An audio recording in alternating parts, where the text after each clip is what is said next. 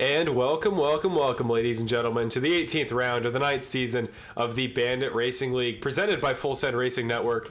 And, Full Send Racing Network is essentially me. I am your host, Marshall Crocker Jr., as I have been all season. And, again, I was your co-commentator last year, took over broadcast duties this season. But I'd imagine if you're sticking around this long, if you've been with us for this long, I'd imagine you know that already. We will be without my former co-commentator, Mr. Evan Wall, tonight. So whenever we have his picture up, it'll be replaced with all of our lovely Bandit Racing League drivers on Skype. But tonight is the Bandit Racing League 30 at the Glen at Watkins Glen International Speedway, one of my favorite tracks, certainly on the calendar, and our final road course event of the season. That's right, no more right-hand turns. Well, this be the usual for the rest of the year, but we do have a dirt race thrown in there, so it's not at all back to the asphalt side of things. But I am, as I mentioned, your host tonight, Marshall Crocker. There is me. Hi, everybody.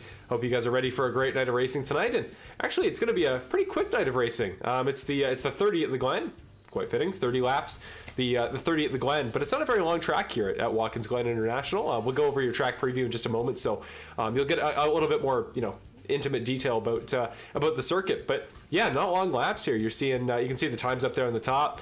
Nick Nickerson, your fastest time of the day so far, and you could probably have guessed that before you tuned in, knowing his ability at the road courses. But again, we're hoping for a competitive race, and as we saw last season at Road America, he is not a surefire win any given night. So we'll see what happens. But in terms of qualifying times, yeah, it's going to be about a 1:14, 1:15 tonight. So 30 laps, you can do the math. It's only about 40-minute race, so it's going to be kind of a sprint. No real cautions. We haven't had any this season at a road course, and I know they will throw one if there is a massive tear-apart wreck. The whole field is out, but I extremely doubt that is going to happen tonight. So we'll see what happens, but it might be a quick one. So if you guys got any plans with the rest of your Wednesday, you might have time to finish them up after watching a great night of Bandit Racing League action. Important to mention before we get into your race recap from last week's race. Tonight's race sponsor, by the way, is Nick Nickerson. Nick Nickerson himself. He named it the 30 at the Glen, but this is kind of an honorary thing for him. Just wanted to support the series, and we know he loves the road courses, so Watkins Glen was only natural. But no real sponsor tonight.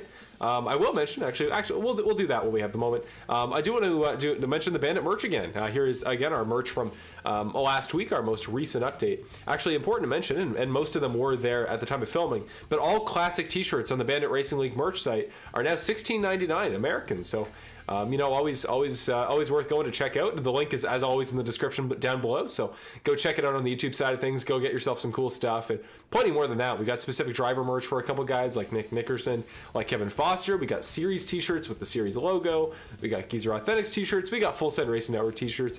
Go check it out. So many colors, so many sizes. We got water bottles. We got hats.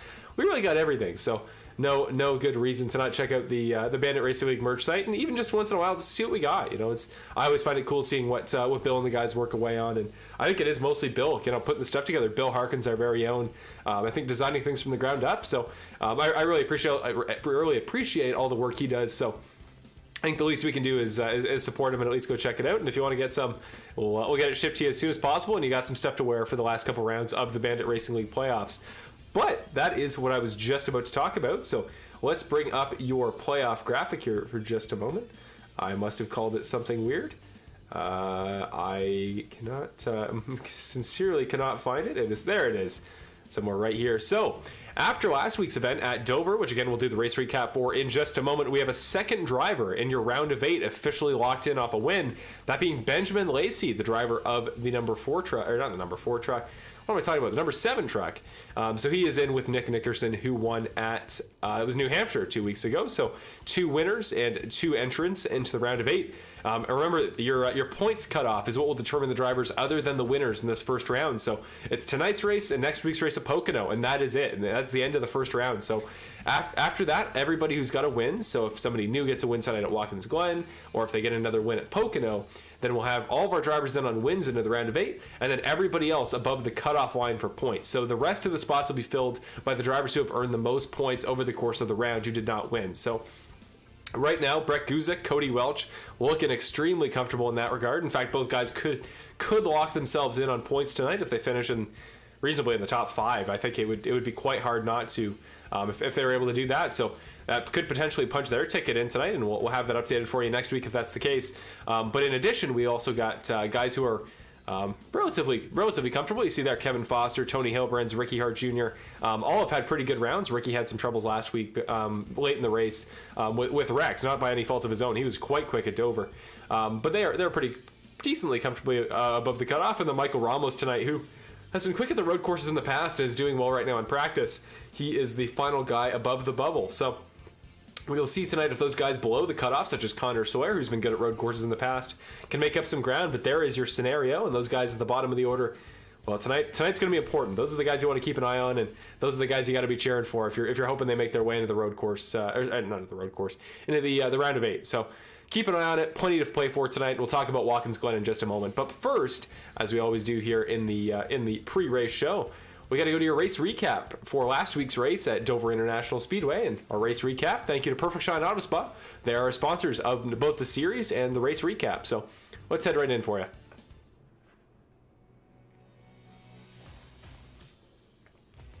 And at Dover, it was the Mission for Nutrition 100, another great cause, and well, we were so happy to get to support them and talk to them a little bit, and got an interview pre-race with them. But it was Cody Welch, your pole sitter in that given event. Or sorry, actually, I think it was Cale Zook was your pole sitter, but Cody Welch basically jumped out to the pole almost immediately.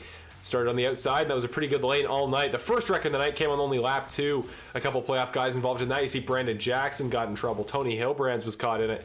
A couple other drivers just managed to avoid, but it would not be the end of the night for playoff drivers getting in wrecks. You saw Welch leading early, but here we go. Ashley Molino making her way through the field. You saw passing pole sitter Cale Zook, and this became the battle for the lead. Bret Guzik, just the lap before, managed to get by Cody Welch. He proved very quick on the longer runs.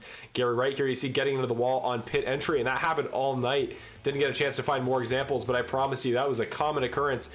And there you see Gary Wright getting tangled with Ricky Hart. A couple other guys involved. Nick Nickerson was in it, and that was what I was talking about with Ricky Hart there.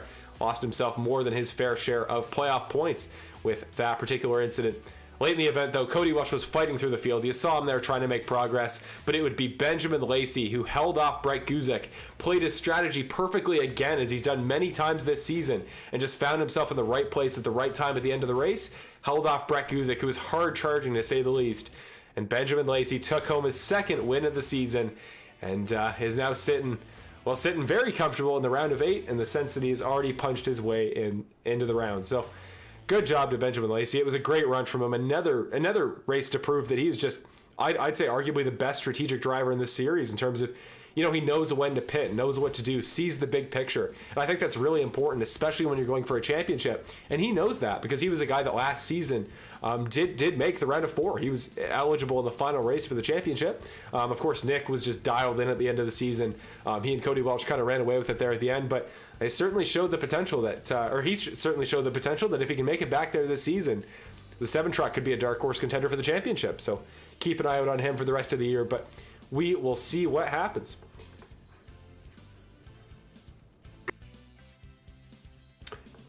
With that being said, we are just keeping an eye here on the clock for qualifying. You see up there above my head, we got 47 seconds remaining until the end of practice. And let's see if we can get the bar to scroll a little bit more. I believe it is still Nick Nickerson who is your current leader provisionally. Yeah, he actually improved his time. So only a quarter of a second ahead of both Bret Guzik and Cody Welch, though. So certainly not as dominant as we've seen in the past at the road courses here. And that's, I think, going to be a storyline all night because tonight's race is certainly tricky. Not to say that Watkins Glen is an easy track by any means. I'm more of a road course oriented guy anyway, so I want to make sure that I'm not claiming something like that is just fairly untrue. But it's certainly the easiest road course I think we've done all season. You think about Daytona road course and Mosport, 2 very different, very unforgiving tracks in their own right.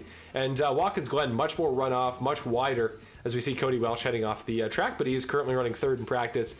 I think I don't think Watkins punishes mistakes quite as hard. I feel like that's going to be something tonight that definitely plays to the benefit of those that are a little bit less road course oriented. So we'll see if that is indeed true throughout the race, but there we go. The session will come to an end.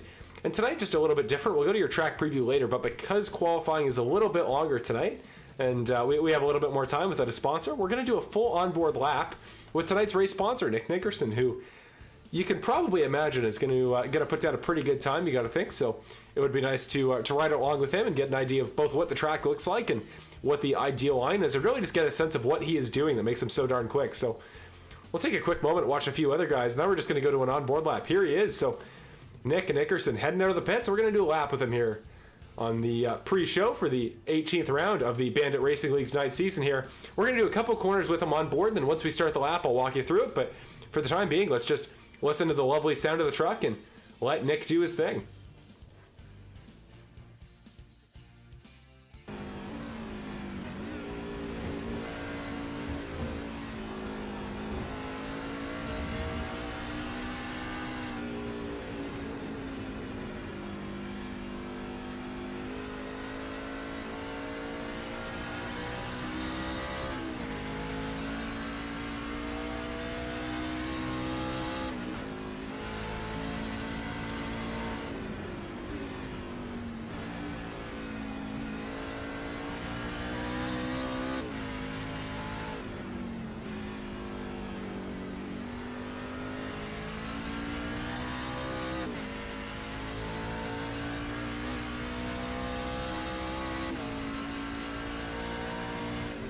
And here we go. Let's walk you through a lap here of Watkins Glen on board with Nick Nickerson in his first qualifying attempt through the downhill cambered turn one there. That right-hander that has so much runoff, but it is tricky to say the least. Tricky to run quick. Same with these.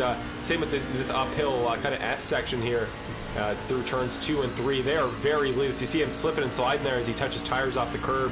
You can feel free to let the back end go around a little bit, but you definitely want to have the truck somewhat under control.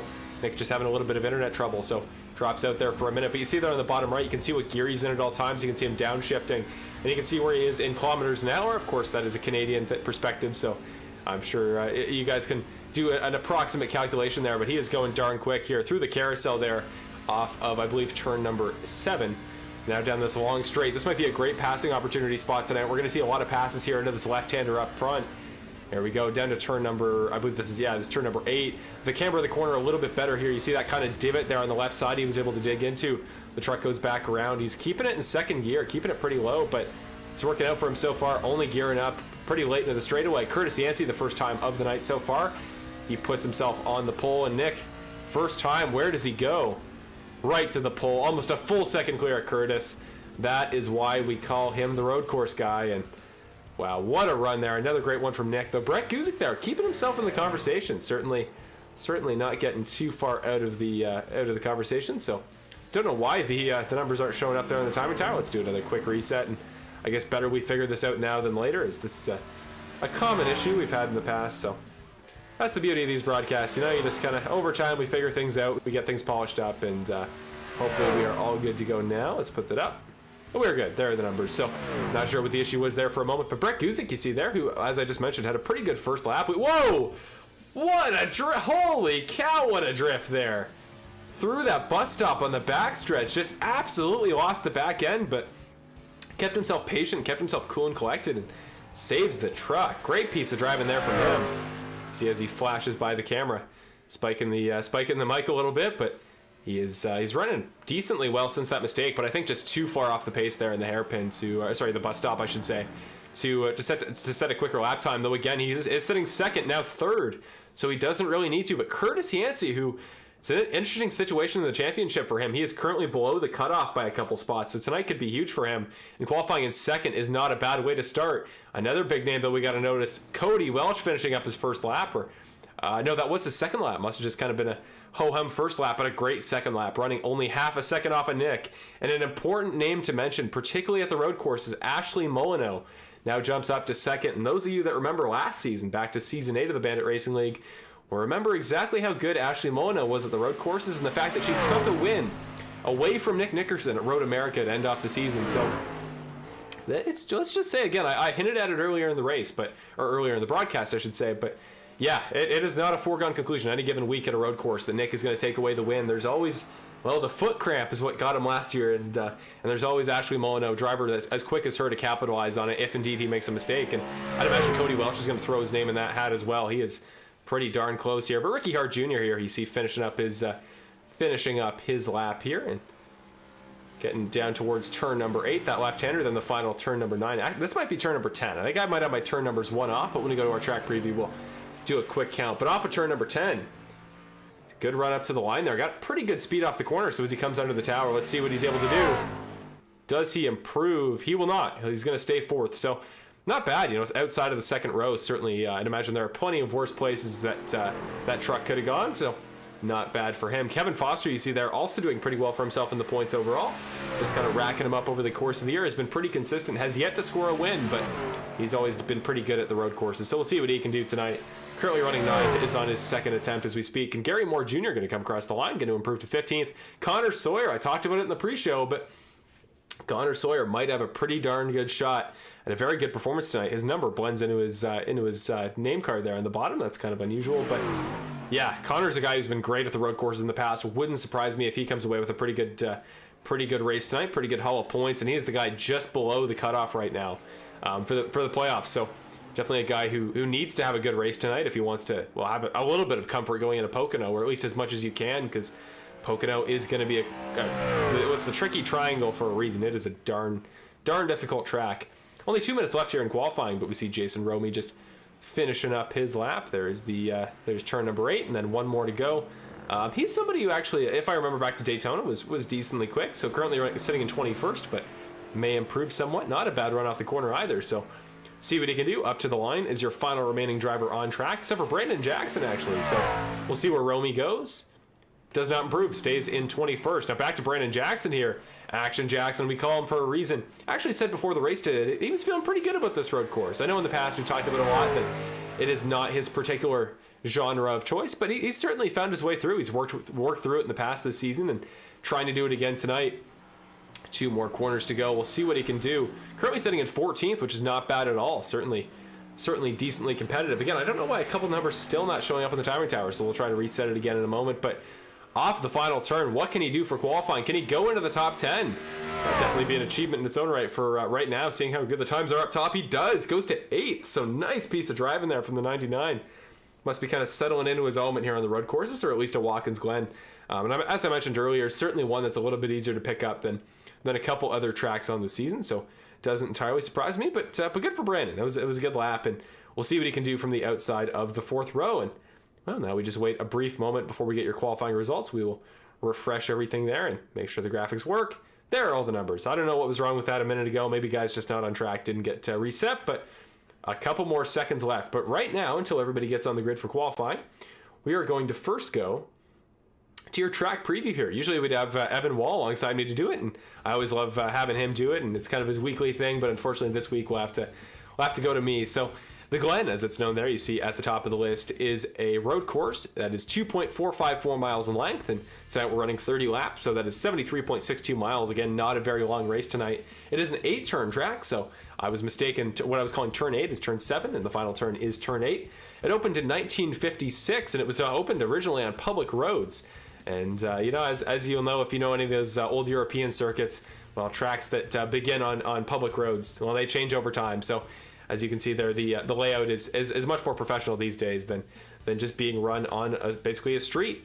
But you see there the boot on that drawing of the track today. We will not be running that. You probably noticed in qualifying on Nick's lap. But no, we are not running the boot configuration. So just cut a straight line across where normally you take the left-hander out of the carousel to go down towards the boot. We just go straight. So makes the lap a little bit quicker. And the NASCAR cars, or let alone the trucks, I get the feeling wouldn't have a very nice time on the boot. I've never tried it here on iRacing, but I wouldn't go for it if I were you. So I'm pretty glad we're running the configuration we're running. But let's get your results up here, and we'll go to your results for qualifying and your starting grid for tonight's event here at Watkins Glen International Speedway, or Watkins Glen. I believe it's Watkins Glen International Raceway.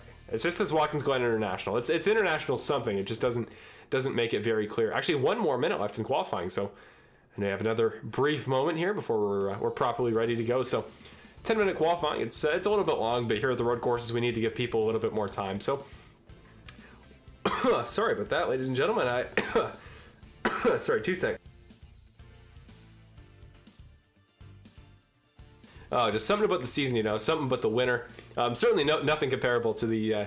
What race was that? It might have been New Hampshire actually 2 weeks ago, where I was considerably under the weather.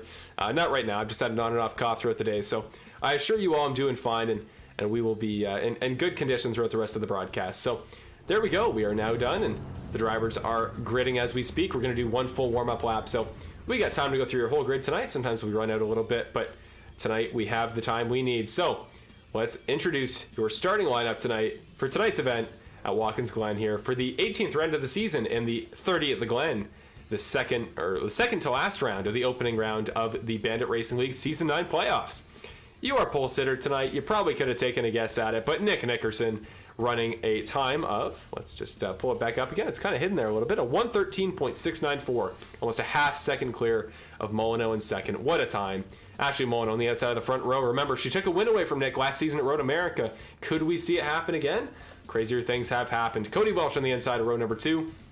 Still looking for win number 1 on the season, but he's been quick today all throughout practice and qualifying, so keep an eye on the 85 truck tonight for another good run. Ricky Hart on his outside there in the 64 truck has a couple wins to his name and is sitting pretty comfortable there in the points. So you'd imagine he's just going to try to get as many as he can tonight and go home with the top 5.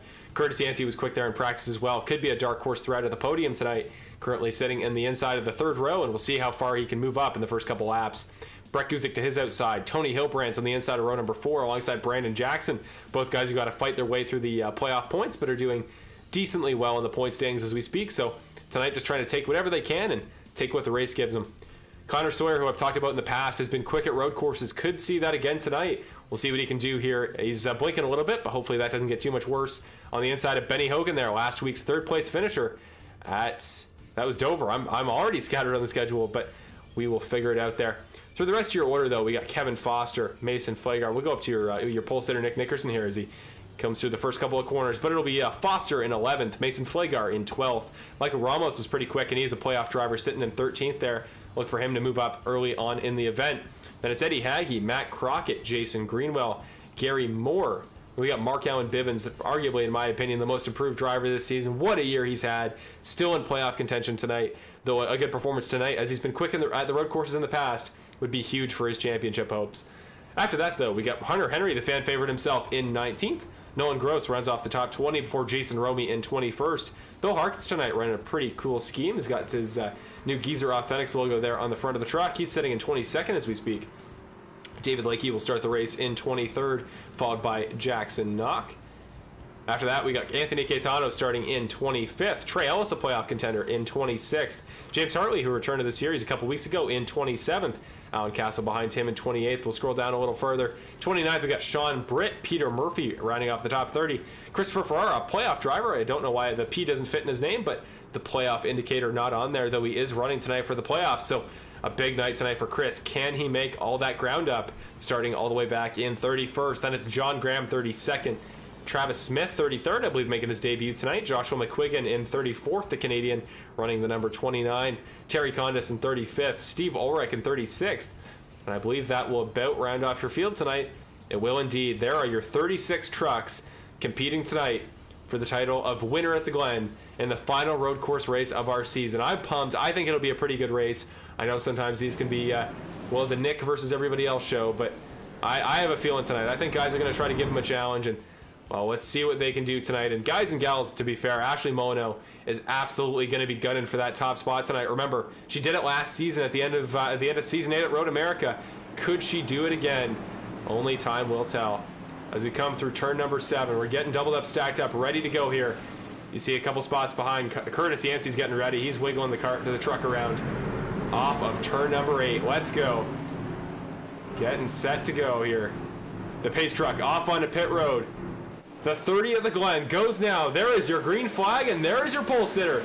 Green flag here at Watkins Glen for the 18th round of the ninth season of the Bandit Racing League. Down to turn number 1. On the inside, Welch already looking down the inside of Molyneux, but backs out of it a little bit. Molyneux goes wide. Nickerson still your leader through turn number 1. Further back in the field, Greenwell goes wide. A couple other drivers as well, but we stay clean up through the S's. You see here about a couple car lengths clear is Nick Nickerson, but actually Molyneux not giving him any room right off the bat. Gonna have to utilize that slipstream if she wants to keep up with him early. I think that's her best bet there, really sitting the toe on him and just try to stay with him, try to stay about a half second back, and right now she is making that work there as we come through the hairpin for the bus stop for the first time, I should say. Coming up towards the hairpin here, and we got a pretty cool carousel cam, so we'll go to that here the first time down, and everybody kind of spreading out a little bit. No considerable moves I'm seeing early on in the event. Your top 10 actually exactly the same, aside from Kevin Foster, who just got past Benny Hogan. But there you go, as everybody comes through. Jason Greenwell kind of on the high line, but for the time being, we stay pretty clean down towards turn number 7. Everybody's just single filed out, really. Nobody really making too much of a point to challenge. Nick Nickerson not exactly driving away here on this first lap, but on colder tires, he's a pretty mature guy here, especially at the road courses. He knows what he's got to do. He's not going to push them too hard, and I think he's just got to buckle in, really. I think based on pace, based on overall knowledge of road courses, based on ability at Watkins Glen, you got to think Nick is the defaulto choice. So really just kind of settle in there, I think, is the strategy for him. And I think Ashley Mono's biggest job is just going to be trying to upset that balance a little bit. Further back, somebody's gone off track a little bit. Who was that in the background? Might have been Bret Guzik going a little bit wide. He is still holding off Tony Hilbrands as we speak, but certainly not with all too much comfort room behind him. Hilbrands almost brushed on the wall there on the second half of that first S there, and just to get out of it unscathed, but certainly could have been a little bit worse. Still though, we stay relatively single file, everybody within about a half a second of each other, and not too much closer than that. Up front, Nick has broken away about another half second, now a full second clear of Ashley Mono in second. That's a lot of seconds in that sentence, but Nick is just chugging away early, doing what he's got to do. Just got to make his way to lap 16 or 17. That's our first caution, and it'll be a one-stop, or not our first caution, our first pit stop, I should say.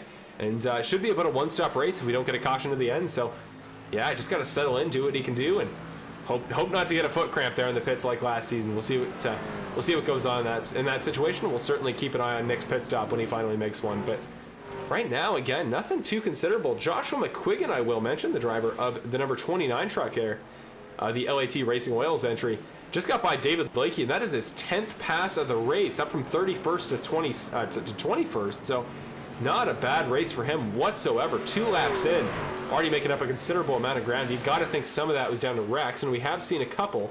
I'm going to keep an eye here on Hunter Henry, a playoff driver who is still a ways further back in the field, but he did start quite a ways back. So I'm going to say that is not due to a wreck. James Hartley, though, just went around. We see there the 75 truck, that Credit 1 machine off the final turn, getting a little bit loose. Gets it gathered up, though, and is back up to speed. And really, that's what these races are so much, is they're just a test of endurance, a test of attrition, and just staying on track, staying in the race. And guys that are a lap down tonight are going to get top 10s. It's just kind of how this works. I think every race this season, and maybe in the last 2 seasons, Nick has lapped all drivers up until, I think, 4th or 5th. So you don't have to be on the lead lap to get a great points day, and that's what I think these guys got to remember, especially these guys fighting for the championship. And that's one thing I'll be talking about plenty throughout the race, is just keeping an eye on the playoff order and seeing where those big-name playoff guys are sitting. Just realized the time tower hasn't been up this entire time, so there you go. You get a little bit more context into where guys are comparatively to each other. So there you go. You see about a 2-second gap from Nick to Ashley, and then a second back to Cody, and but another second back there to Ricky Hart. So, like I said, guys starting to spread out, but that's about what we expect here at Watkins Glen. Just kind of people to run their pace early. Everybody on new tires. They ran this pace in qualifying, so you naturally expect them to kind of even out into about the same rhythm. But yeah, once we get later in the run, once tires become more of a factor, it'll be important to see who has kind of been a little bit more patient, who's been more gradual in their steering motions, and who has just conserved that rubber a little bit better. I think that's going to be important late. It's going to be the story of the later portion of the race to see maybe not who wins, but certainly who comes away with the podium. A little ways further back, though, Benny Hogan just seems kind of out of sorts right now. He came away with the podium last week, finished 3rd at Dover. It was a great performance for the 88 truck, and right now just dropping spots back.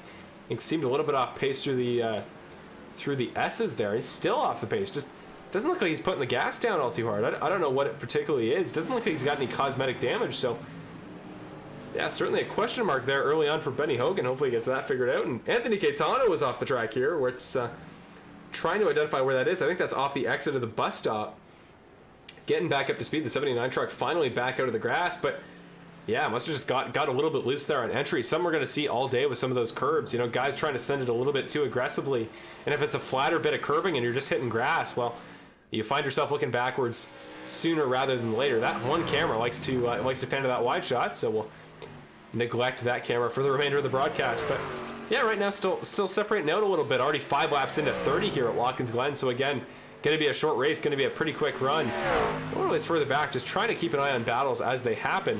We do have a fun one here between Connor Sawyer and Brandon Jackson, the 3 truck trying to track down the 99. Let's just go on board here for a moment with Connor Sawyer and keep an eye on what it's like you're trying to make a move at a road course, especially like Watkins Glen, where passing opportunities are relatively few and far between.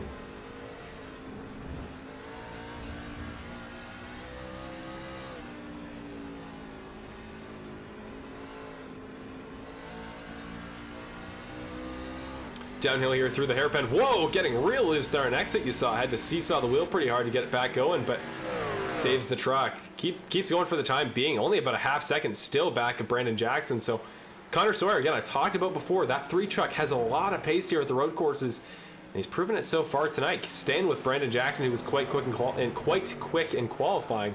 Try saying that 10 times fast. And yeah, sticking with him though. And that's all you got to do right now is just wait for a mistake, really. You know, passes here at road courses are certainly not non-existent, but certainly less common than at most traditional ovals, where you have to focus less about your lap by lap line, more so just on your ability to pass trucks right in front of you. Whereas here the natural racing line, the quickest way around the track, is very opposite to how you'd have to pass a guy to get the move done before a corner. So well, we're going to keep an eye on it. But Connor Sawyer there, you see, probably just got him there through turn number 1. I'd imagine he got around him and makes the move, so he chugs away quicker than I could even notice. So must have been a pretty aggressive break-in maneuver, but he has passed. He's up into the 8th position, and again, in the overall championship side of things, was only 4 spots back of the cutoff last time, and coming out of last week's event at Dover.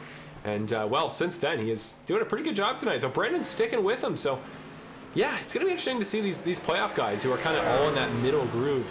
You know, they know they're running for a championship. They know who they're racing with. I promise you, these guys check the point standings every week, and these guys are going to know that they're battling for that final transfer spot. So this battle might heat up there.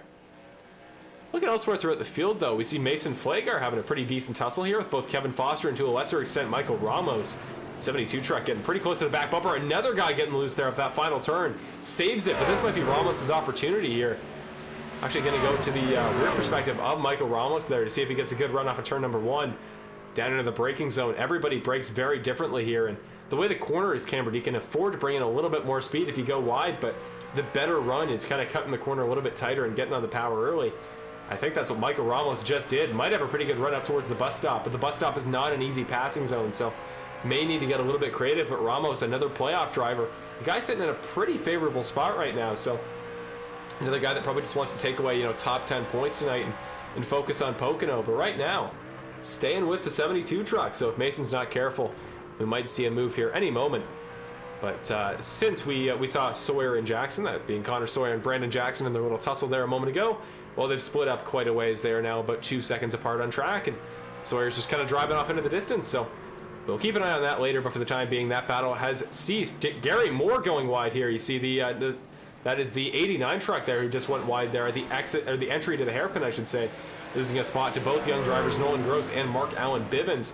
Bivens, a playoff contender who had such a great regular season, but since then, those first 2 races just didn't quite go the way he was looking for. He's sitting, I think, 4th to last in the first round playoff order. So definitely a guy that I would have expected to have a shot here at the round of 8, and he definitely still can. He's been good at the road courses in the past, but tonight is pivotal for him unless he really wants to go for the win at Pocono, which I think is within his skill set. So don't count that possibility out, but for right now, he's going to want to do anything he can to get by the 05 truck pretty early in this run. Looking elsewhere once again, Mason Flagar continuing to be stalked there by the 27 of Michael Ramos, just not giving him any room to breathe. And again, I think that is effectively the passing maneuver tonight at Watkins Glen, is just kind of be in the ballpark of somebody, force them to make the mistake and be there to capitalize when they do. And right now, if Mason Flagar even slips up the tiniest little bit, that 27 truck is going to be moving up a spot. So we'll see momentarily if something goes down, but right now, keeping an eye out further in the field, everybody's still pretty evenly spread out, though, well, we are starting to see a little bit of action here. Curtis Yancey and Ricky Hart fairly close on track. Same with Bret Guzik. So really this back half of the top 10 starting to get involved with each other. So Ricky's kind of stalled out. Was pretty quick there early, but Curtis Yancey made up a little bit of ground, and now Bret Guzik's right on his trail. And honestly, would have thought Bret Guzik would have qualified a little bit further up. He was just been the lights out so far this season at the road courses. I believe he qualified in 2nd last season at Road America, was very close to Nick's time, and earlier this year at Daytona Road Course might have been on the front row. Like, he has had some great qualifying runs, and 6th not bad at all, but certainly I don't think speaks to his overall pace. So as Curtis gets a little bit loose through the S's, this might be the opportunity for the 04 truck, stalking him, and might see if Ricky Hart kind of bunches Curtis up to the front of Bret Guzik and seeing maybe they'll sandwich him. I think Curtis is running quick, and I think both these guys potentially running quicker than Ricky Hart, who you see here is just kind of backed off a little bit. There you go. There's the mistake. Curtis Yancey gets a little loose off the bus stop, and just like that, down a spot he goes, though he's going to try to fight it back. Bret Guzik not out of the woods just yet. As we come out of the hairpin here, down towards turn number 7, he's got another opportunity. Might try the inside. Bret Guzik is going to block high. Whoa, almost a last minute outside maneuver. The over-under. He's coming in with a lot of speed. That corner is not going to be a good one for him. You see there, gets a little bit wide, and just like that, Bret with the perfect defensive maneuver into 7. And he holds the spot. Bret Guzik stays in the top 5. And now he gets to try to chase down Ricky Hart Jr. for 4th. Further back, though, Kevin Foster now trying to track down Michael Ramos, who has since backed off the back bumper of the number 92, the 72, I should say, of Mason Flagar. Foster going right to the bottom now in that front stretch, which is kind of an interesting tactic, and might have just suggested that he got a little bit looser than it looked off of turn number 8. But yeah, car number 8 again, doing well in the championships overall, just racking up the points like he needs to, and trying to track down Michael Ramos as best he can. You know, you always want to go for a top 10 here, especially for somebody not particularly road course inclined, as most of these guys aren't. It's always nice to have something to show for and go home and finish 10th. So see what he can do. But Kevin Foster now has since backed off, did not have a great first sector to this lap, so he's going to lose a couple seconds, and we'll see if he can make that ground up. Alan Castle there has gone off track. The 33 at the entry to the hairpins. Going to go to your full send racing replay presented by Perfect Shine Auto Spa. What happened to him? So off of turn number 1, already went very wide, just came in with way too much speed as the tires died off. Dove out of the way of who was that? That might have been, I think it was Joshua McQuiggan. Just had to dive out of the way there because he found himself parked right in front of another truck and slammed the outside barrier there on the exit of turn number 2. So there you go, just like that, the tiniest mistake and the tiniest overcorrection trying to get out of the way of a truck, and well, you find yourself on pit road. And it's a battle of attrition, I'm telling you, these races. I don't know what's... There we go. We finally reset right into a battle. James Hartley there, you see on the outside of turn number 1 is off the pace, but here we go. It's Hart versus Guzik, the battle for 4th right now, and keeping an eye up front, still the gap about 1 second each between each driver. Welch is actually getting fairly close to Mono, so we'll keep an eye on them, but for the time being, it is Hart versus Guzik. We're going to go behind Guzik and just get his perspective here down towards the carousel, because I think that is going to be the opportunity for him. I think if he can get around the outside or just carry more speed off the corner, might have a chance there into turn number 7 where Yancey almost got... There he goes, right underneath, doesn't even wait. Hart just did not get as close down to the apron as he was probably hoping to there on the entry to the carousel. And just like that, the 04 truck, more progress. Bret Guzik is up to 4th, and you can see they're up the road, not too far ahead. Cody Welch in the 85, only a couple of car lengths ahead. So there is going to be a fun battle here, I think, all day for the podium spots, and Bret Guzik is going to get involved in there momentarily, I guarantee you. So Ashley Mono currently sitting in 2nd, Cody Welch sitting in 3rd, Bret Guzik 4th, Ricky Hart 5th here, and sitting just in front of Curtis Yancey, who isn't really backing off, isn't really giving him any room to breathe. I'm interested to see maybe if Ricky fights back for that spot with Bret, but you can see off the corner there, I think Bret's just conserving the tires a little bit better despite all the passes he's making. You see there, just carried more traction off the corner, got on the power a little bit quicker. And Cody Welch has actually fallen back a little ways. He's catching Ashley Mono, but he's fallen back of Bret Guzik, or he's getting reeled in by Bret Guzik. So again, it's all down to tires. It just depends how much people were pushing early, and there you see Anthony Caetano sliding through the bus stop. But it really is all about how much guys are pushing the tires, how gradual their steering movements are, how wide they're taking their corners on entry, and some drivers do and some drivers just don't. You see there Caetano making sure to stay out of the way, so Mono and Welch will slip by. But yeah, it's really interesting to see everybody's different strategies for just lap by lap pace. Some guys I know are okay with just burning their stuff up early and letting the end of the run be as it is, try to defend with all these newfound spots you've gained by running more aggressively. And some guys really do prioritize the long run. I think in the past, that's where Bret Guzik has kind of thrived here at the road courses. And not to mention, he's moved up 2 spots. So Bret Guzik, I think, a fair bet to guess for a podium spot. But right now, he needs to focus on these 2 drivers up front. This is going to be a fun battle here. So for just a moment here, we're going to go on board again with Cody Welch, get his perspective, and we'll be right back in just a moment.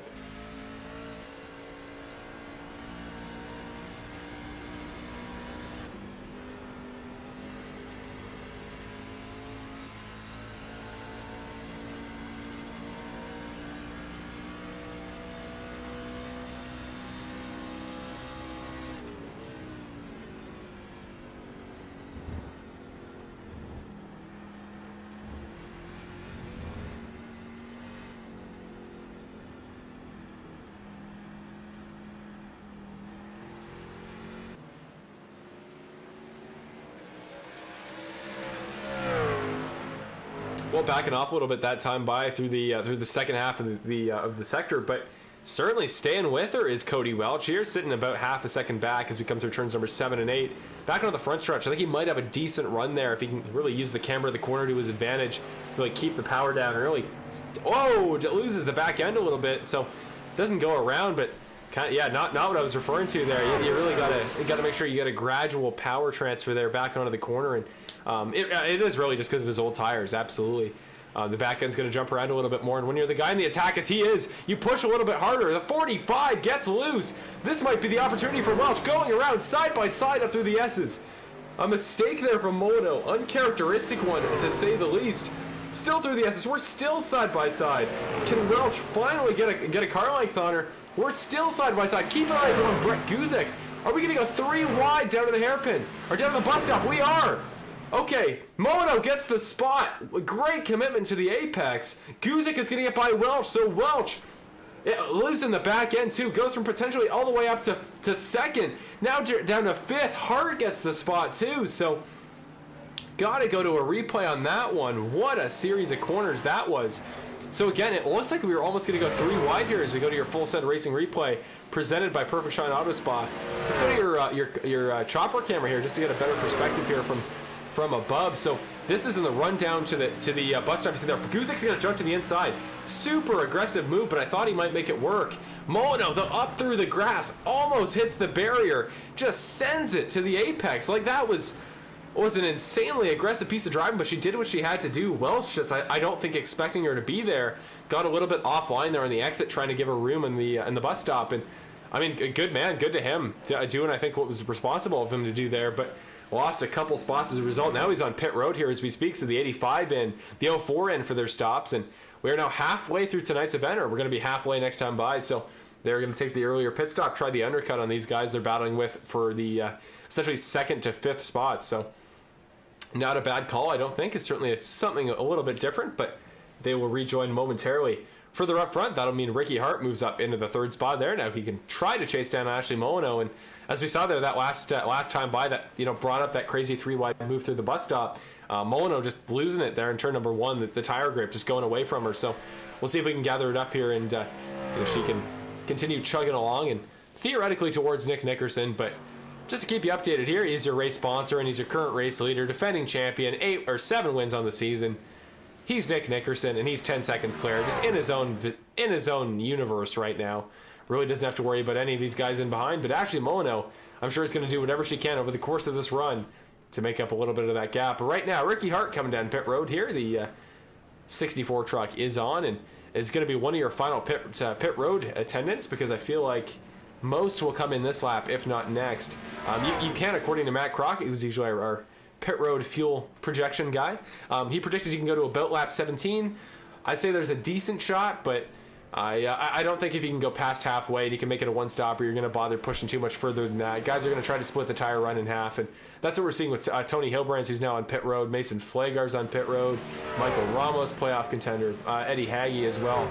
They're just entering as we speak. So I think that's going to be the play, and we'll see what Nick does this time by. I'd imagine this will be the stop, just like I said.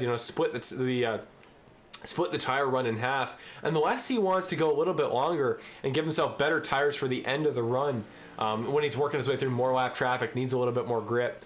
Again, without a caution or without actually finding a bunch of speed, I think the only thing Nick wants to avoid right now is a mistake. But here is the pit stop, and remember, we do need to keep an eye on this, because what happened last year at Road America, if you were here for season 8, Nick got a foot cramp, accidentally sped, and took a 30-second penalty at Road America that lost him the race. Was 1 race away from winning all 4 road courses in the season. I was going to get him a belt.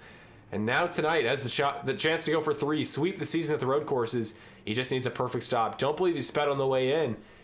Clean into the box, and I think he's fine. So we'll keep an eye on it. Curtis Yancey's going to go along, though, and won't lead the lap, but he will be effectively your race leader until the next time by. And he will get the bonus point for leading lap if indeed he can make it around. So we will see. But Trey Ellis here, just coming out of the pits right in front of him, another playoff guy who I believe currently at the bottom of the order in the playoff standings. So next week at Pocono is going to be huge for him. But he won the season opener at Daytona, which is not too dissimilar from the style of racing we're going to see at Pocono. So could be a dark horse contender to get win number 2 in the season, make the round of 8. But a couple more drivers leaving pit road as we speak. Brandon Jackson, Connor Sawyer, Kevin Foster, Benny Hogan, Mark-Allen Bibbins joining his box as we speak. Let's come back off of pit road. So Nick Nickerson is now left. He is back up to second. Curtis Yancey, the final driver here in the top 10 to not come down pit road, except for Bill Harkins, who is currently sitting in 10th. So Nick doing what he can to keep things smooth there. No pit stop mistakes, and didn't actually lose any time either. So clearly wasn't trying to be too cautious, though Bret Guzik actually did make up a couple seconds.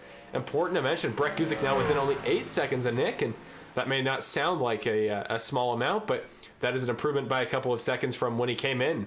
At least Nick's gap to Ashley, I think it was 11 seconds on pit entry, and now that gap is down to 8. So Bret's doing what he can. He's giving him trouble, but Curtis Yancey now onto pit road. Your final driver here to come down. So it'll be Nick Nickerson, Bret Guzik, Ashley Mona, your top 3 pit stops considered. Though Curtis is still going to come out in a good spot. I wouldn't be surprised if maybe 7th or 8th is in the cards. So we'll see what he can do. He's quite a ways ahead of Tony Hilbrands right now on track, but these pit stops in the trucks do take quite a while here. So Bret Guzik, again, 7 seconds back. Is Bret finding pace late? Is he the guy to challenge? You see there on the timing tower, the time is dropping second by second. So with 13 laps to go, if he can get him a half second a lap, we could see the 04 go for it. This is nuts. How is he gaining all this time? That is why Nick is stuck in a pack of cars. So this is the other question. Lap traffic could come into play here. Watkins is a pretty wide track, but we saw earlier in that battle with Mono, Hart, and Guzik, if you just run out of real estate, you can, Mono, Welch, and Guzik, if you're running a real estate, there's really nowhere to go. Like Cody Welch found himself on the outside and was at the whim of the driver on his inside. Nick's in a similar spot right now. So Bret Guzik, finally, Nick's going to get to the inside there through the final turn, but I think that might have been Bret's opportunity there to get a couple seconds and capitalize a little bit. As you see there, the 04 truck is just smooth sailing there coming off of turn number 8. Nobody up front for the foreseeable future, and he's got a couple seconds to the next couple lap cars, but I'd imagine they will have spread out a little bit by the time he gets to him. So we will see what happens. Hunter Henry, you see up front a little bit, a little ways up there, is just gone wide in turn 1. So again, the playoff contender, the fan favorite himself, definitely going to want to again take any point he can tonight and just go for broke at Pocono. I think it's going to be the strategy for him to make the round of 8, because we're getting to that point with 12 laps to go in the second to last race of the round. Not a ton of time left for these guys to prove themselves. So definitely, if these guys have any second gear here that they can flick into here at Watkins Glen, now is the time to do so. But Bill Harkins coming down pit road, I believe, was sitting in 11th when he came in, matching his car number, and that great looking number 11 Geezer Authentics truck. We're just going to wait and see if we can get it when it goes by. With the new Geezer Authentics logo, you won't see it in the replay banner, but it'll be updated for next week. Where is he? Come on, Bill's truck. There he is, sitting on pit road as we speak. There's the new logo for you. Great looking scheme there for our series founder and series director. Looking back throughout the field, though, nobody is within a second of each other on track right now. So everybody's starting to give each other some room, just focusing on their lap times and seeing if they can make some forward progress. Bret Guzik another half second, so interesting to watch. Don't know if this is because of the slipstream, because I think Nick is mostly out of the woods here. We go to his perspective, but yeah, only one truck up front. I think that's Jackson Knock there in the 00, who is a little bit off the pace through the S's, so could potentially hold Nick up a little bit. But this is going to be do or die. Genuinely, this could be what determines the win right now. Is I genuinely think if Bret can get by these guys quick enough, utilize the slipstream, he's already done a half second on this lap to Nick, but he's at least in the conversation, and that's really all you got to be in case Nick makes a mistake getting by a lap truck or something.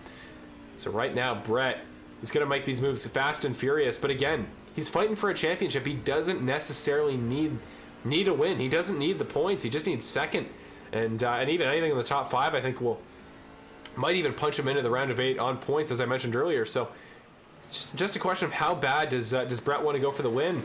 Gets the move done on Hunter Henry, so the forward progress continues. And a little ways further back, Ashley Mono as well, moving by the lap truck she needs to. But Cody Welch sitting there in 4th, not too far back. We're going to go to a quick side-by-side here. Quick, you can almost call it a commercial break here. One last time before the end of the race. 11 laps to go here at Watkins Glen for the 30 at the Glen here. The 18th round of the season, the second to last of the round of 8. We're going to go to a side-by-side here. You'll see Cody Welch's perspective on Skype as he tries to fight his way by the 45 truck, go for yet another podium on the season. I believe this will be his 10th or 11th overall, and should punch him officially into the round of 8, provided he's able to do so. So Just 2 quick seconds here.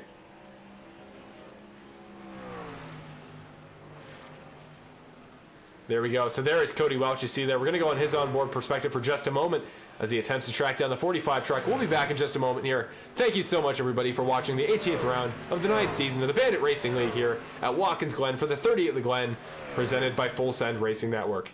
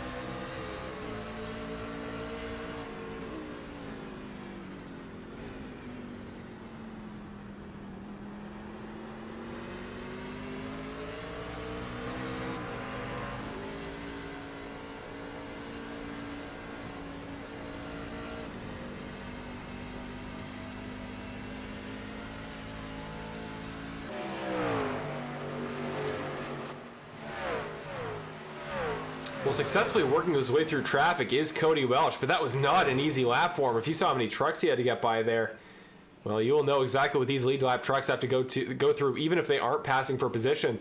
Trying to get by a lap truck is one of the toughest things you can do. And right now, actually, Mono is learning that exact lesson here. You see there, that's Gary Moore. Gary Moore Jr. there in the 89 truck on the inside gets out of the way, lets them by, but that may be Cody's opportunity there, gives him the line. So Cody Welch getting the better run off of turn number 6. Might have a shot here into 7. Thinks better of it. Backs out for the moment. Probably the smart move, but Cody was making up ground already, and that was just a little bit of opportunity he needed to get right up to the back bumper. Might have a shot if he gets a good run off of 8 down to turn number 1. So Cody right there. The 85 truck and the 45 battling for that final podium spot. Just an update. Bret's still within that about 7-second window. Isn't really dropping back, but isn't making up ground anymore. So it's all going to be a question of lap traffic. How quickly can Nick get through? How quickly can Bret get through? But right now, this battle is just all about pace. 8 laps to go here at Watkins Glen. No lap traffic for the foreseeable future. So for the next couple laps, it is just a one-on-one slug out to the finish. And we'll keep an eye on them. We'll see if that gap shrinks at all. And if it does, I'll let you guys know. Another battle I want to report on track. Jason Greenwell is fighting with Benny Hogan here for the 13th spot. I remember Hogan having some early trouble after his podium last week, but he has since recovered. Not sure if it was just a little bit of damage there to his handling or his steering or whatever it may have been, but he has got his line figured out now. Nice run off the 8th turn, so maybe he might get a run here at Jason Greenwell down into turn number 1, but we got to go back to this battle up front. Hogan, yeah, he's going to try the inside, though. Thinks better of it, backs out a little bit. Might force Greenwell wide, but no, Jason in the 83 does a good job there to hold the apex, and that is why he is a playoff driver. Back up to the front, though. It is Molyneux and Welch here sitting in 3rd. Nick dropped off the timing tower for a second, and I got a little bit nervous, but there we go here. So Trey Ellis there on the inside, kind of holding up Molyneux a little bit. Welch is going to get the better run off the corner. We're 3 wide across the line, but Welch is clear. Welch has now cleared the 45 truck of Molyneux, so there was the move. Again, lap traffic is the story of the race. Trey Ellis just in front that tiny little bit, holding Ashley up the tiniest little bit.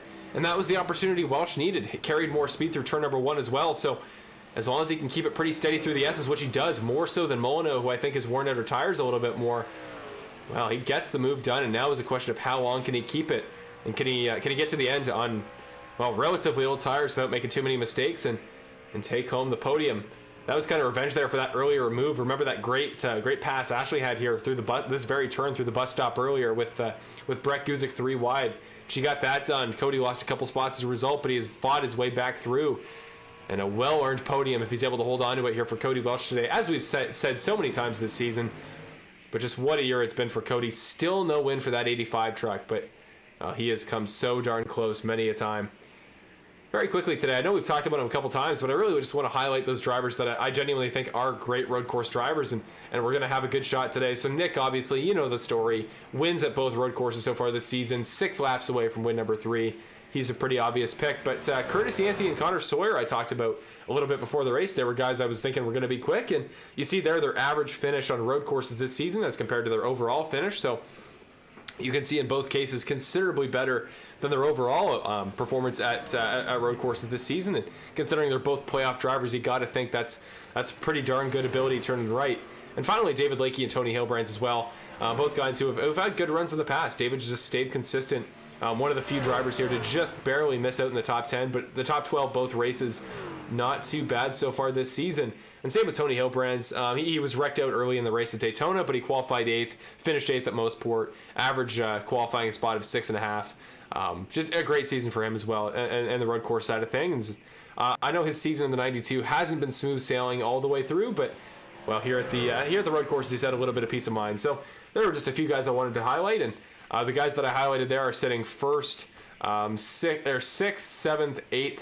I don't actually know where David Lacy is. Hasn't really played a part in this race too much tonight so far. So yeah, 22nd. That 84 truck just kind of sitting mid-pack there, somewhere in the ballpark of Chris Ferrara, a fellow playoff driver, though they are not too close on track as we speak. So yeah, guys have just split up over the course of the race, you know.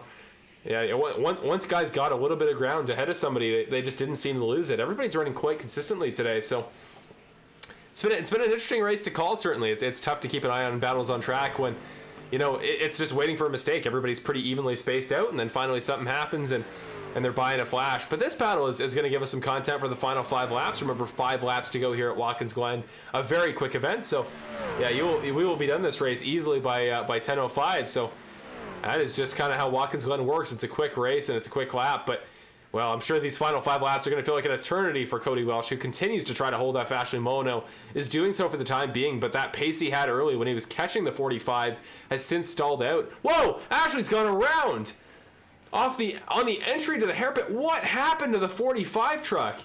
Go to your Full Send Racing replay. Tony Hilbrands might have a shot at her here, but this was coming off the second curb for the bus stop. She just lost it. I don't know what to call that. Did a full flick turn, backed into the wall there, so she would have taken a little bit of damage. Did Hilbrands get by here?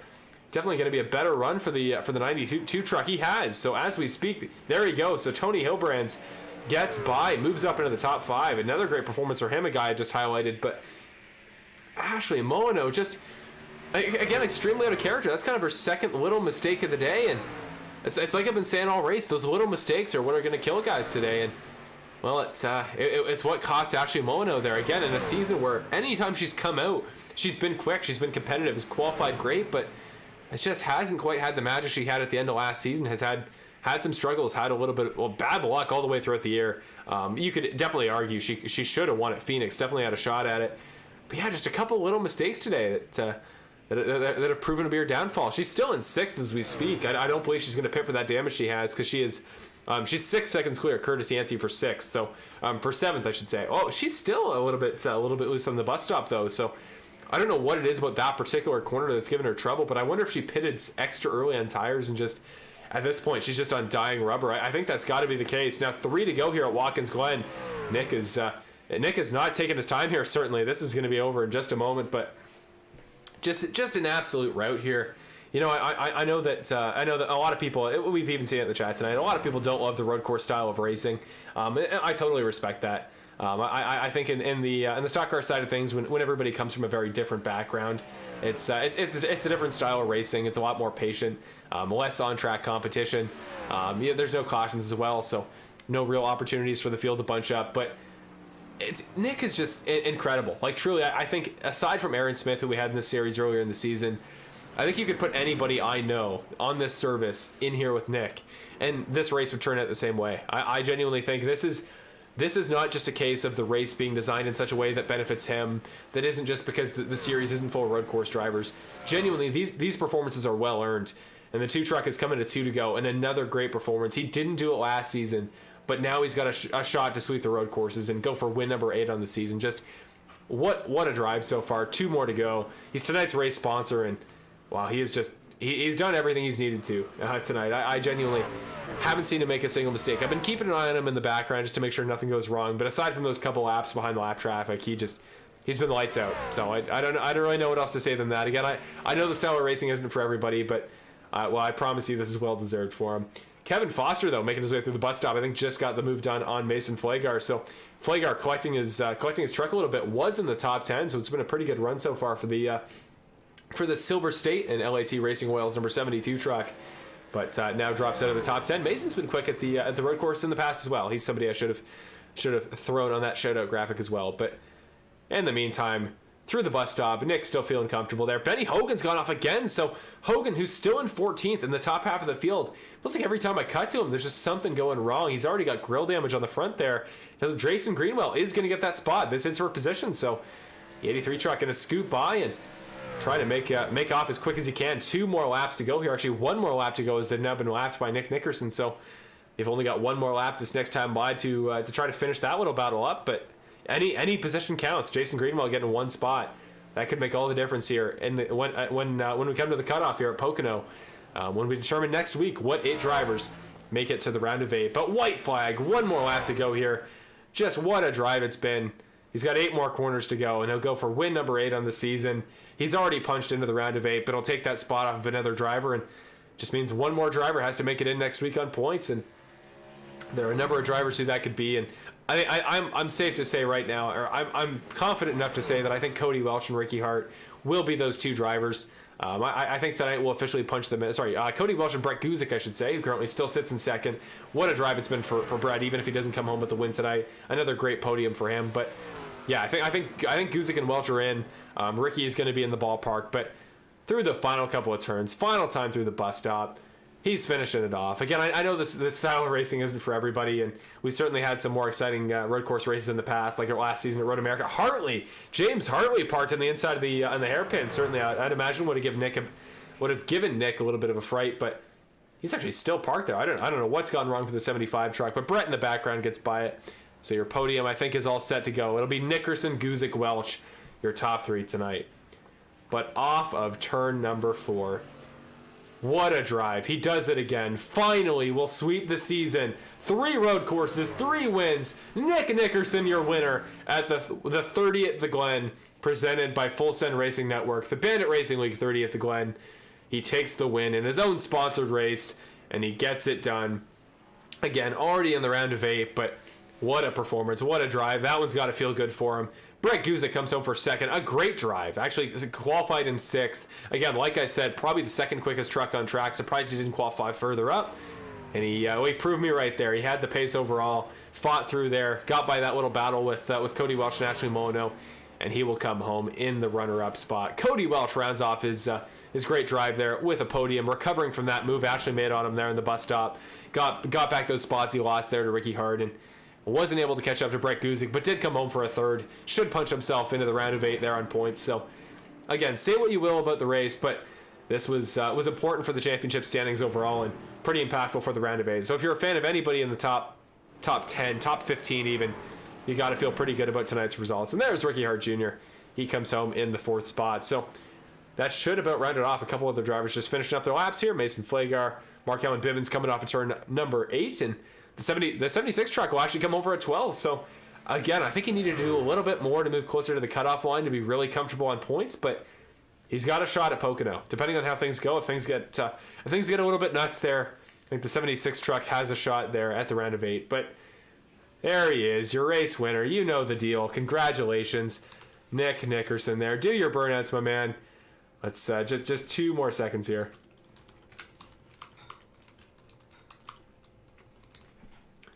And there you go. It's not going to fit on the graphic, but 8th win of the season. What a guy. Standing burnout, too. That's Nick's been, he's been switching it up. Sorry, just a second. Okay, sorry. There we go.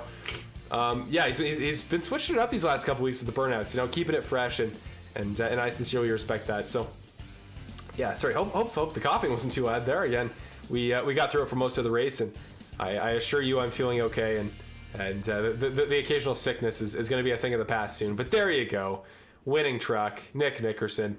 Still got some internet issues, so we'll jump away from him. But as we're doing this season, we're going straight into the interview. It's been a quick broadcast, and we will not slow that pace down. So now to your first interview of the night with race winner tonight, Mr. Nick Nickerson. Let's pull him up on Skype, and he's not looking too pumped, but I'd imagine he was letting that sink in for a couple laps there. There he is, Nick Nickerson. The wheels rumbling around there on him. He's got his force feedback set pretty high, clearly. So we'll get him in the booth there. First interview of the night. Your race winner, Nick Nickerson, sweeps the road courses this season. What a driver. Hey, Nick. Hopefully you're not too busy, but it is Marshall up in the broadcast. You got a copy? How's it going, man? It is going well. Nick, you were close last year. You got the 3, and that stupid foot cramp at Road America, that was all that kept you away from 4. Now you've done it. You've swept the season with one less race, mind you. So, come back next year. We'll put 4 on the calendar. We'll do it again. Then you'll get your belt if you win 4. But you sweep them tonight. Just a lights-out performance tonight. Really, from the drop of the green, there was some fun stuff happening behind you for the rest of the top 5 spots. But you were just lights out. What is Watkins like for you? Is it a track you think that suits your road course abilities better than usual, or was tonight just more of the same? Well, first off, I want to say, I think people are kind of tired of hearing from me, so I was actually going to give up my spot for somebody that probably doesn't have a good chance of getting a podium anytime soon. I don't know if you're okay with that. Yeah. So if I'll make this brief, Watkins Glen, it's not really a technical road course. It's still fast, so I can't just like run away with it with road course knowledge, kind of, so to speak. But it was a little rough. A lot of guys catching lap traffic in most inopportune times, but it was a ton of fun. It was a little bit short. I wish it was 50 laps. With that, gotta thank Big Red, TechNet, and Perfect Shine Auto Spa, and Kevin, my teammate, GFR Racing. We're doing good this season, and gotta appreciate Bill, everybody that puts on this league, shows up and races. Tons of fun, man. I appreciate you guys doing the broadcast. And I think, man, we should talk to Steve Ulrich. Oh, okay. There we go. Okay, this sounds good. Sounds good to me. We'll jump over there. So that's really cool. Thank you, Nick. I really appreciate it. And hey, I gotta get the chance to say it. That was another dominant drive, 8th win of the season. What a year for you, man. Just best of luck going forward. Try to give somebody else a shot next week at Pocono, but again, you do you. I know it's fun to see what you can rack up. So congratulations. Great race tonight. I appreciate the humbleness from you. Hey, appreciate it, man. Awesome. Thank you. Hey, take care. Okay, so something a little bit different. We're going to skip away here from Nick then, and we will do as he says. We're going to go to Steve Ulrich here just for a quick interview. Nick is your race sponsor tonight, and he's a race winner, so if he wants to go somewhere else, then we are going to go somewhere else. So let's pull up a graphic here for him, Mr. Steve Ulrich. Do I have a graphic prepared? He does have one, so is not on track as we speak, but we got the background music, so we'll put it on a little bit low there for you, and we'll get Steve, the Pittsburgh, Pennsylvania native. He is not your race winner tonight. Again, that graphic stays up after Nick, so we will just update it very quickly on the fly. Okay, so let's get him in the broadcast booth. Steve Ulrich, somebody a little bit different.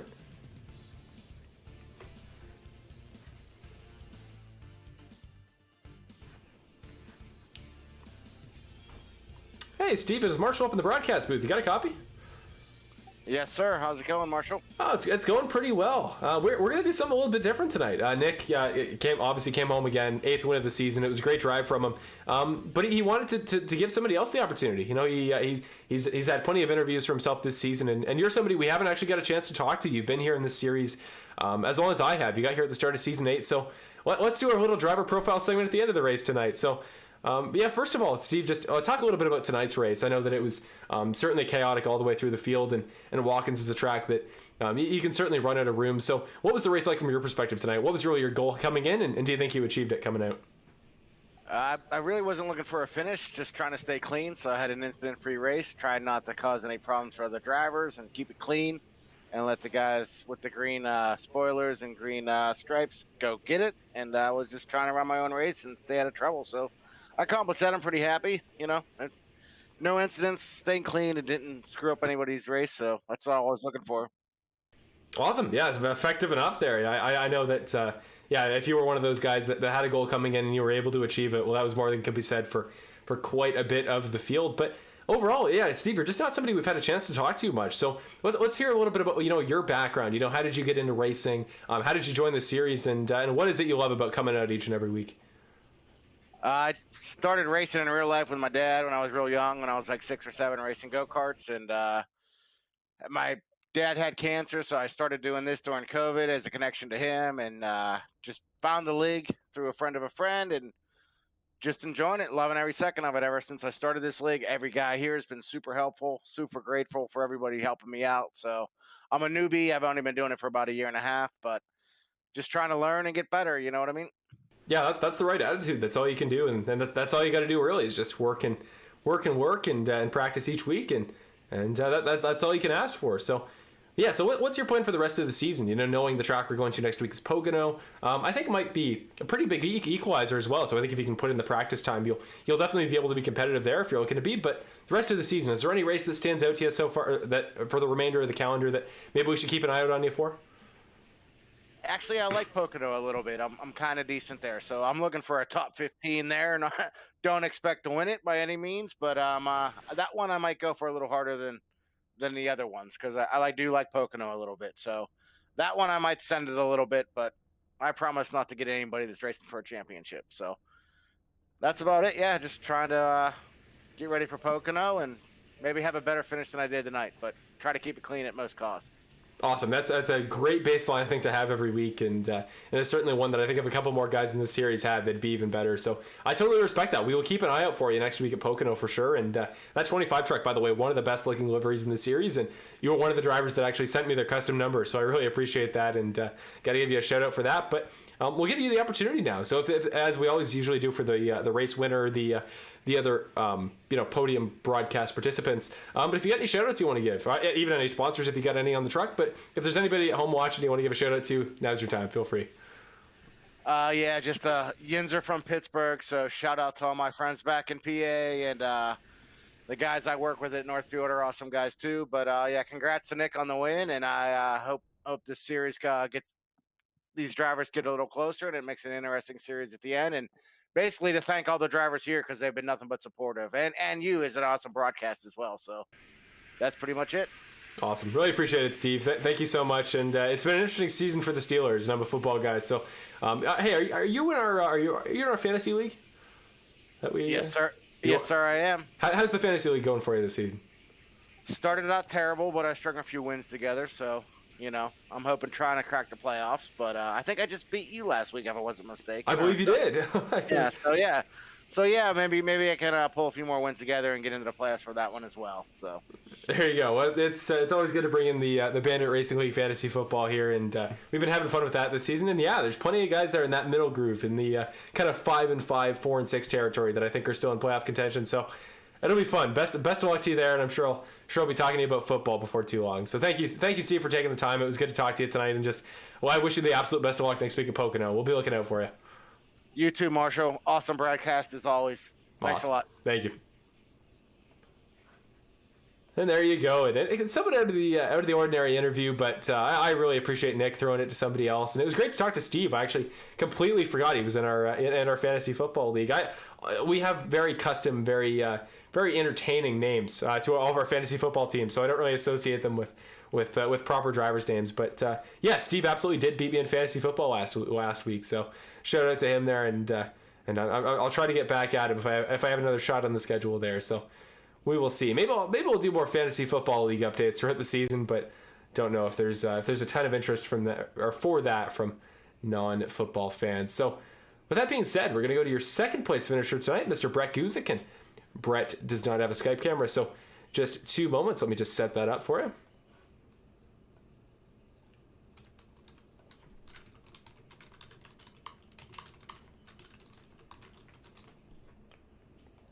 Okay, now to your traditional second place interview here with the driver of the number 04 truck, Mr. Bret Guzik.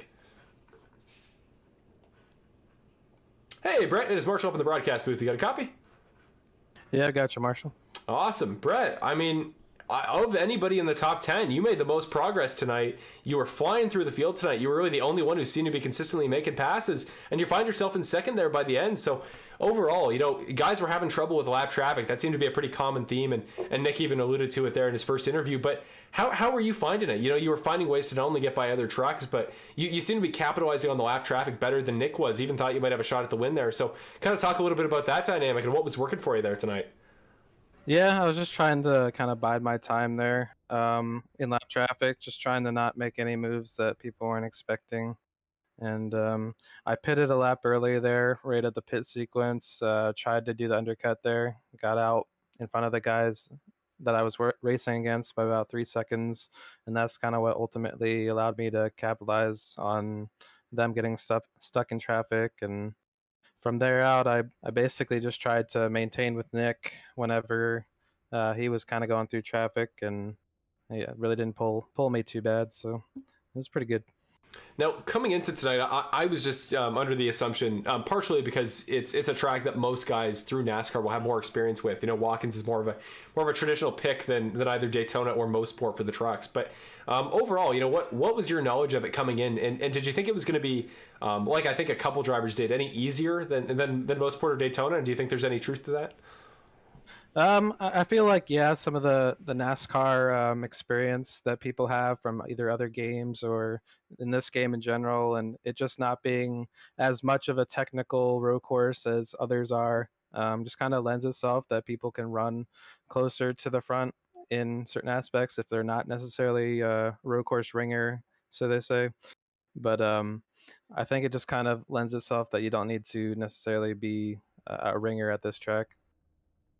No, I definitely don't think that's the case. And yeah, I think that tonight's by far the closest road course event we've had all season. I mean, talk about 7 drivers finishing in the top 25 seconds, like that is well and above improvement for most sports. So it was good to see, though it was a shorter race as well.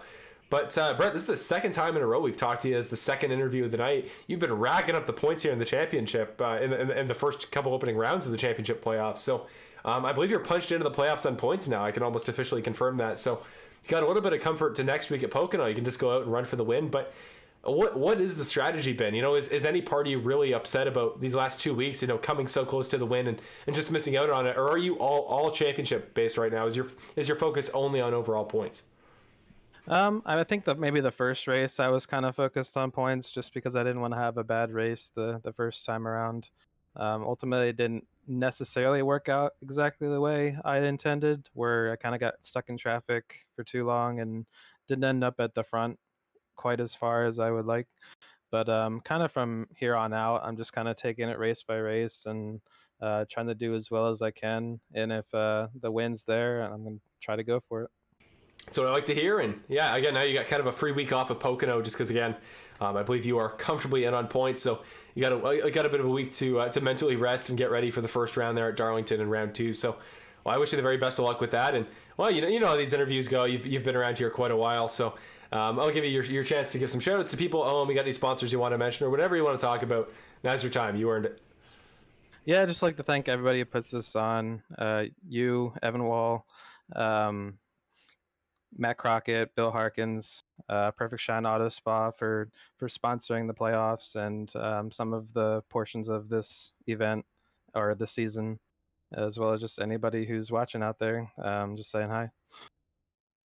Awesome. Thank you very much, Brett. It's always great to talk to you there. Another podium on the season. This has been, without a doubt, the best string of racing I've seen from you in my time in the series. So I wish you the best of luck carrying it forward to next week at Dover. And well, the next time we see you at a road course, maybe that 6-second gap can become a 6-second gap the other way. So best of luck. We'll see you next week, Brett, and have a great rest of your week. Yep. Thanks, Marshall. And there you go. Your second interview of the night with runner-up finisher, Mr. Bret Guzik. Your final interview of the night. We're going to speed through them here tonight because it's been a short broadcast, and if I'm being honest, my cough is a little bit more repetitive than I've been letting on, as you may have noticed a moment ago. So trying to get through with it, trying to give you guys a fully quality broadcast, and as a result, we're just going to speed right through to your third place finisher. Finished third, started third, Mr. Cody Welch. 3 was just a theme for him tonight, and a great race for him overall. Actually, we do have his camera, so just give me 2 seconds, and we'll see his lovely face on Skype. Just a moment. The magic of television here, ladies and gentlemen. We are almost good to go. There we are for you. Where is Cody on Skype? There he is. We're ready to go. So your third place finisher tonight for yet another week. Third place finisher last week at Dover. Does it again this week. I think your podium was sub out Nick for Benjamin Lacy, but almost identical. So Now, tonight is a very different track, but very similar result. But here you go, Cody Welch, your final interview of the night. Hey, Cody, it's Marshall up in the broadcast booth. You got a copy? Yep, I got you. Well, welcome, Cody. It was another great drive from you overall. And honestly, I think when we talk about the road courses, we immediately go to guys like Nick Nickerson, like Bret Guzik, like Ashley Mono. But you've proven yourself these last couple of races all season. You've been pulling out great points performances here at the road courses. So tonight at Watkins Glen, going in, what were you expecting the race to go like? And we saw Ashley pull a pretty crazy move on you there that one time into the bus stop. So did your opinion towards passing and how what's the word I'm looking for? How competitive the track was going to be? Did that change over time at all? To me, I think it came down to all who could, conserve their tires the best. As far as Ashley and that move goes, I thought we were 3 wide there because I seen Bret in my rearview mirror come up on the inside of both of us, and then I was just paying attention to them and wasn't, paying attention to where my braking point was, and I just blew the bus stop. But got lucky there.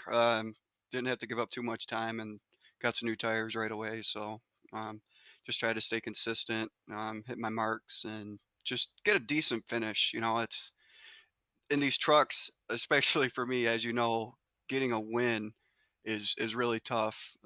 There's a lot of good competition. So definitely, my goal was a top 5, and to be on the podium is great and puts me in a great spot going into next week. Yeah, I genuinely I want to talk about this in the most respectful way possible, because to say that because you haven't had a win this season, it hasn't been a good season for you is absurd. Like, the amount of podiums you have this year is otherworldly. And as you just talked about, it's so tough to get a win in the series this season, and yet you still come close. You make it above all of those other great talented drivers. And I didn't really get a chance to ask last week, but going forward, how do you kind of put that aside? How do you prioritize the championship over a race win?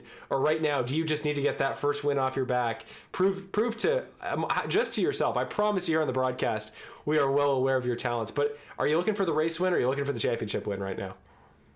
I'd definitely like to get a win for sure. I always, I try every week my hardest to, be the fastest guy out there. But, going forward, it's coming down to the wire, and I just want to be in the final 4 before anything. So, I mean, if there's a chance for the win, I'm going to take it, but I don't want to jeopardize a 2nd or a 3rd place finish at the same time. So Yeah. That's kind of my game plan going forward. Just make it to them final 2 races in the final 4.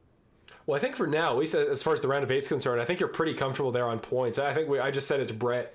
I think you're in the same scenario. I think both of you guys are now locked into the round of 8 on points. So you get a bit of a mental week off there at Pocono next week, I'd imagine. So hopefully I'm correct there, and that is the case. But speaking of next week at Pocono, kind of an interesting track. It's always been one that has functioned in some ways like a super speedway. The draft is so crucial, such long straights there, so many great opportunities to completely clear somebody into a corner. But do you think it's a track that's going to suit your style there? And could that be the track we finally see that win for you this season? Well, I have never not been good at Pocono in these trucks, so I have really high hopes. I think that race is going to boil down to whoever gets out of turn 3 the best and can carry the momentum down the long straightaway. But I don't think anybody, like Nick was saying in the chat, anyone's really going to run away from it because, the draft is definitely there. It's definitely going to be a factor. So it should be some close, tight racing again, like this, this whole season has been. So I'm looking forward to it.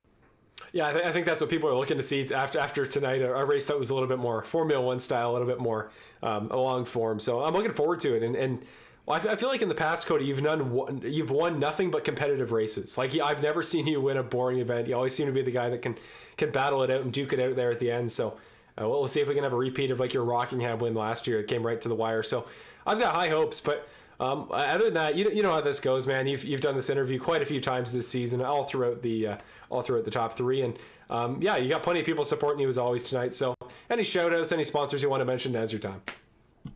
Yeah, definitely. Everybody that tunes in every Wednesday, watch the broadcast. Definitely appreciate it. Love to put on a good show. You guys for putting the broadcast on. You guys do an amazing job. Bill and Matt at Bandit Racing League, all the drivers. Just everybody involved. I think I can speak for all the drivers. We all really enjoy doing this. So, and one more MF Racing Designs as well. Put this paint scheme together for me. So that's it. Awesome, thank you. And again, one of the best looking schemes in the series. Like I'm a Canadian, and I can respect how well it's put together. So awesome, thank you, Cody. It's great to talk to you again. I sincerely hope, and again, I like to stay bipartisan in the series. I don't like to play favorites. Some part of me sincerely hopes I'm talking to you first next week. So come on, Cody, power through, do it at Pocono, and if not, I wish you the best of luck in the round of 8, and congratulations on another great run for you tonight. Thanks, man. We'll give her hell next week.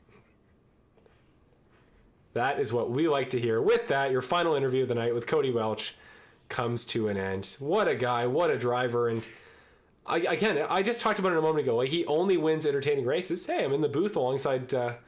It looks as if Cody Welch is co-commentating, which he is not. But honestly, I'd be up for that. So Cody, if you ever miss a race, feel free to come hop in the broadcast booth. There's Evan Wall, there is Evan Wall. If any of you are wondering, if you've never seen our co-commentator before, if this is your first week, I guess, then there you go. He's usually the guy alongside me, and hopefully he's back next week at Pocono, because again, I think that is genuinely going to be a really great race. Again, I apologize. Here it is. So this cough thing I've had all race that I've been trying to get to go to the wayside is now trying to return. But overall, we made it through in relatively good conditions. So I'll let the ticker cycle up a little bit more, just so you guys can see again, if you haven't seen it yet, where your favorite driver finished in tonight's event at Watkins Glen. But just a couple things to shout out. This is my shout outs portion, and we're getting right to the end of the race. So again, I'll let you guys get to bed at a quick time, and tonight was a quick event, so I don't want to keep you guys too long. But first of all, I do want to thank Evan, because as always, he does all the graphics for this series. So literally everything you see on screen here was designed by him, and well, he's got an outlet for it. Evan Wall Media, it's always in the description. He does paint schemes for trucks, he does custom numbers, he does all sorts of stuff. You can see what he's worked on there in the past, and he used to broadcast this series, so that was where I got my start. He reached out to me, and is the reason I'm here today, and is the reason I have a great opportunity to work with this series that I really adore so much. So thank you to Evan. He's our first shout out of the night, and I know he was feeling a little bit under the weather as well, so sincerely hope you get feeling better as well, Evan. Other than that, I'd like to thank every driver in the series tonight. Relatively speaking, it was a relatively clean race, and I know that a clean race at a road course isn't always the most exciting thing. I will acknowledge. I personally enjoyed it. Like, races like this, I find fascinating. I think that drive there from Bret is actually it's going to be pretty easy to underrate that, but I think we do need to give credit to just how quick he was tonight, especially compared to Nick. I mean, only finishing within 7 seconds of him. Like, that was a great performance from him. But I know it's not everybody's cup of tea, but I promise you, we will be back next week for an incredible race at Pocono to round off the round of 8. It's going to be a barn burner. Do not miss it. And again, Bandit merch. We always got it in the description, so go check it out. Again, even if you don't want to get something today, like, just go check it out, see what we got. There's always some cool stuff, and I don't know how there isn't yet, but I promise you there will be Cody Welch merch soon. I know that there's a market for it, and if he goes any longer, I might have to get a t-shirt, because man, that guy is. I've never seen somebody finish on the podium that many times without a win. So he's got to be at something like 18 podiums or something like that at this point since the last one. So come on, power through. I sincerely am hoping for him next week at Pocono, and I know Evan would be too, and I know many of you out there are as well. But yeah, to everybody here who watches, especially who stays this late in the broadcast, thank you sincerely very much. I will be at full strength next week. I've been going through a pretty bad cold these last 4 or 5 days, perfectly in accordance with when school gets really busy. So thank you for that, my immune system. But yeah, we're getting through it. This is on the tail end, so we'll be good to go next week, and I sincerely promise you it'll be a great one. So again, Nick Nickerson, your winner tonight at Watkins Glen here for the 30 at the Glen, presented by Full Send Racing Network. Ken, thank you to Nick Nickerson again for sponsoring, and you did everything you had to tonight. You truly lived up to that title. So congratulations to him. There's your schedule the rest of the season. I am seconds away from a cop, so we are going to sign off. But again, on behalf of myself, Evan Wall, Bill Harkins, Matt Crockett, Christopher Ferrari, everybody else who helps out with the Bandit Racing League, thank you very much. And go check out our Instagram as well. We're Bandit Racing League on Instagram. They're always posting stuff over there. You find out information that you don't hear about until the broadcast a couple days in advance. So that being said, have a great week, everybody. We will see you next Wednesday at Pocono for the final round of the round of 8 of the Full Send Racing Network coverage of the Bandit Racing League's 9th season, presented by Full Send Racing Network. Have a great week, everybody.